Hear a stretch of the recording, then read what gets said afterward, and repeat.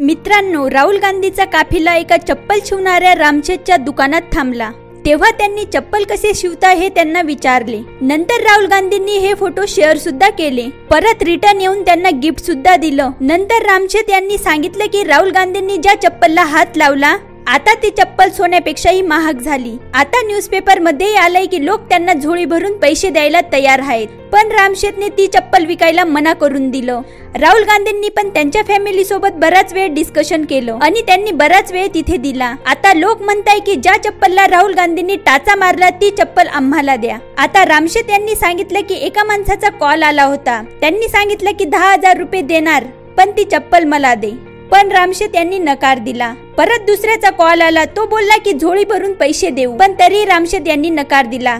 आता अजून एक माणूस म्हटला की एक चप्पलचे 1 लाख रुपये देईल, पण रामशेठ यांनी स्पष्ट करून दिलं की ते ही चप्पल कोणालाही देणार नाही आणि राहुल गांधींची आठवण म्हणून ते दुकानात ठेवणार। रामशेठ यांनी असंही सांगितलं की ही चप्पल माझ्यासाठी अनमोल आहे, कोणी लाखो काय करोड रुपये दिले तर ही चप्पल विकणार नाही। मित्रांनो, रामशेठ एक खूपच गरीब परिवारातले आहेत। आता अशा माणसाला कोणी सांगितलं की एक चप्पल 1 लाख रुपयाला दे, तर मिडल क्लास कोणीही तयार होईल। आता रामशेठ यांनी सांगितलं की त्यांची लाईफच बदलून गेलीये।